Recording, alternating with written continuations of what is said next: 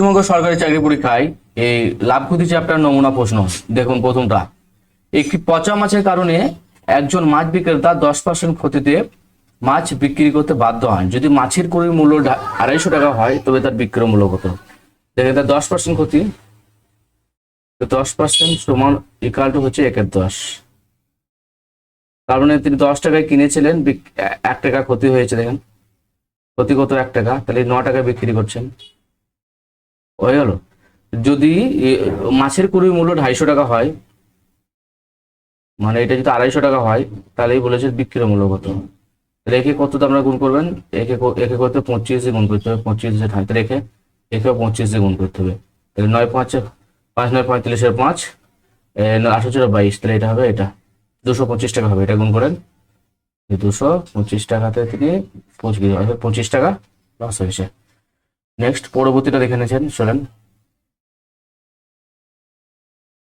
এক ঝুড়ি আম কেনার পর একজন ফল বিক্রেতা দেখলেন যে কিছু আম পচে গেছে, বাকি আমগুলো 2280 টাকায় বিক্রি করায় তার 5% ক্ষতি হলো। তিনি গুরুত্বপূর্ণ 5% ক্ষতি হলো। তিনি আম কিনতে কত টাকা খরচ করেছিলেন? অ্যাকচুয়ালি ক্রয় মূল্য কত? What is the cost price of the total mangoes বাইস?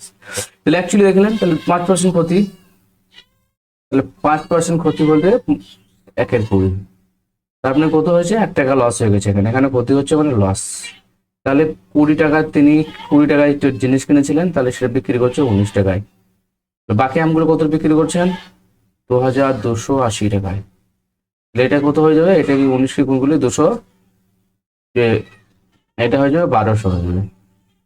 180 9 × 18 19 19 120 2280, তাহলে হবে, তাহলে এখানে 120 দিয়ে গুণ করলে হয়ে যাবে, এখানে 120 দিয়ে গুণ করে, তাহলে এটা হবে 12 দিয়ে 24, তাহলে হবে 2400 টাকায় তিনি কিনা হয়েছিল। বুঝতে পারছেন কিনা? প্রথমে দেখেন 5% ক্রয় মূল্য, তাহলে 5% সমান হচ্ছে 1/20, 5/100, তাহলে 1/20, তারপরে 1 টাকা লস হচ্ছে। তাহলে 20 টাকায় কেনা, তাহলে 19 টাকায় তিনি বিক্রি করছেন, কিন্তু তিনি অ্যাকচুয়ালি বিক্রি করছেন কত? 280 টাকায় বিক্রি করছেন সেই আমগুলা। তাহলে 19কে 280 ভাগ বলে 120 দিয়ে যাবে, একে 120 দিয়ে গুণ করে রেশিও অনুপাত, তাহলে 2400 টাকা। তাহলে তিনি টোটাল আমগুলো কিনেছিলেন 2400 টাকায়।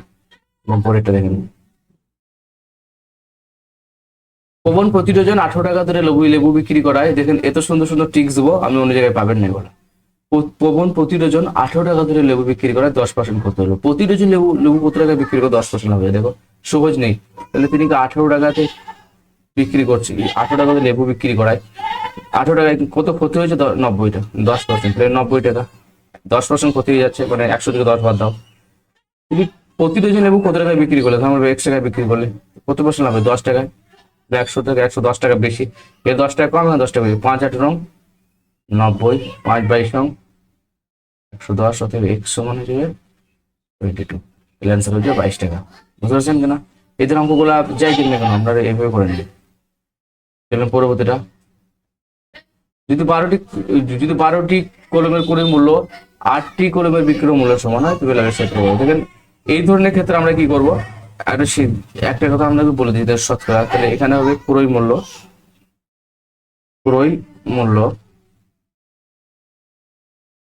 এটা হচ্ছে আপনার বিক্রয় মূল্য। বুঝতে পারছেন?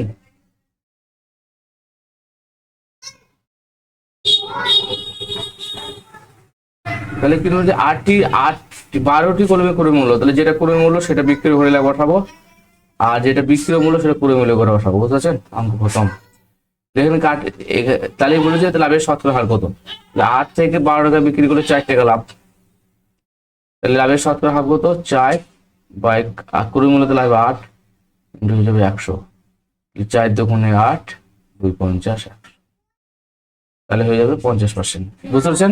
আশা রাখছি খুবই ভালো লেগেছে ক্লাসগুলো। এগুলো নমুনা প্রশ্ন, এই ধরনের প্রশ্ন বারবার রিপিট হয়েছে।